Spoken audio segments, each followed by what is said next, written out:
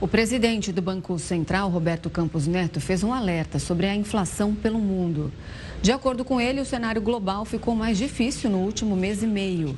Campos Neto destacou que a inflação tem recuado nos países emergentes, mas ponderou que em alguns lugares o preço dos serviços aumentou. Bancos centrais pelo mundo estudam se existe relação na mão de obra apertada e a alta dos serviços. A declaração veio 2 semanas depois que o Copom diminuiu a taxa básica de juros para 10,75% ao ano. A Selic é a principal ferramenta para controlar a inflação no Brasil e já acumula 6 quedas consecutivas. Para entender como esse cenário mundial pode influenciar no Brasil, a gente conversa agora com o professor de economia Samuel Barros, que é reitor do IBMEC Rio de Janeiro. Professor, uma boa noite, obrigado pela participação aqui conosco. O presidente do Banco Central fala desse cenário um pouco mais complicado. De fato, a economia mundial, a inflação mundial está suspeita, digamos assim, não descontrolada, mas causando ali preocupações aos bancos centrais espalhados pelo mundo? Boa noite, Renata. Boa noite, Gustavo.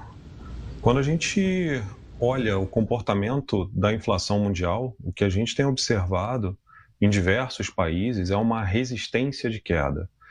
Realmente existem pontos a serem considerados, são efeitos que podem atingir o Brasil de qualquer forma, principalmente quando você pensa nos efeitos da dolarização na nossa própria economia, então isso pode influenciar um efeito dentro da nossa própria inflação, e os bancos centrais estão tentando entender os motivos dessa resistência em alguns países desenvolvidos. Os próprios Estados Unidos têm passado por alguns momentos, alguns comportamentos não esperados dentro da sua própria inflação, em virtude das ações dos seus bancos centrais. Então, atuação dentro da própria taxa de juros, que é um fenômeno que aqui no Brasil a gente já atua de forma bastante consistente, como foi dito pela própria Renata, é o nosso principal alavanca de controle de inflação e também é utilizado em outros países, mas não tem surtido o efeito que tem surtido aqui no Brasil, assim como tem surtido em outros emergentes.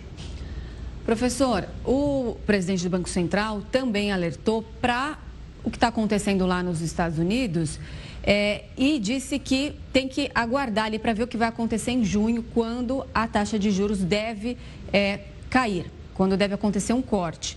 Como que isso pode implicar para a gente aqui no Brasil? Qual é a relação?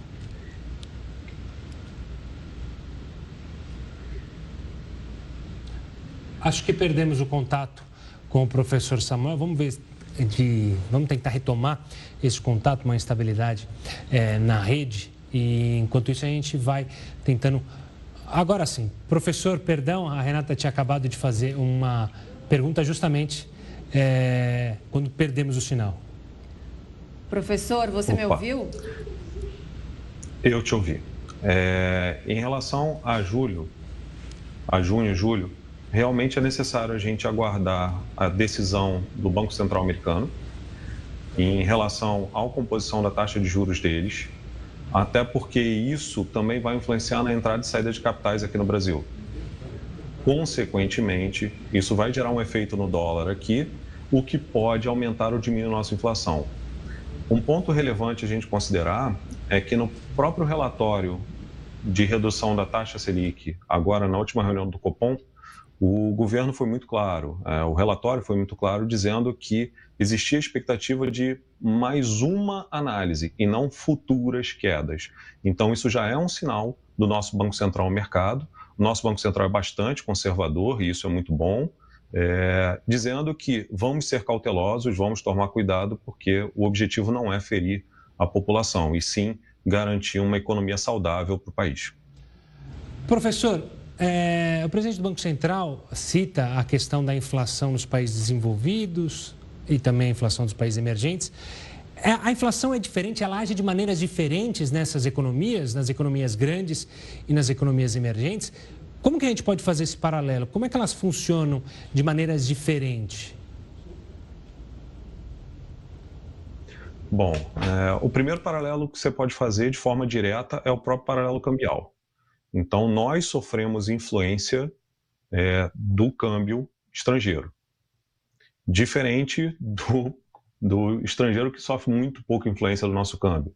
Então, naturalmente, qualquer variação no próprio país externo vai acabar gerando algum efeito aqui, seja entrada de capital, seja saída de capital, deixando a nossa moeda valorizada ou desvalorizada. Então, esse é o primeiro fenômeno. O segundo fenômeno é o próprio processo de compra dos nossos produtos. Então, em virtude de uma moeda mais fraca lá fora, pode acabar provocando alguma redução da nossa operação em balança comercial. Então, consequentemente, passaremos a ter problemas internos também em relação à produção, excedente e coisas do tipo. Acrescenta a toda essa questão um mau humor. E quando você olha esse mau humor de mercado, ele acaba influenciando todos os investidores e, por sua vez, influencia todos os mercados de forma muito natural. Levando em consideração que parte significativa do nosso mercado é operado com recursos externos, temos sim um grande volume com recurso interno. Quando você tem um volume externo mal-humorado, você acaba provocando um efeito nos próprios investimentos internos, o que vai provocar um encarecimento dos produtos, o que, por sua vez, gerará uma inflação. Nós conversamos com o professor de Economia Samuel Barros. Professor, muito obrigada pela sua participação aqui no Jornal da Record News. Uma boa noite, até mais. Obrigado, boa noite.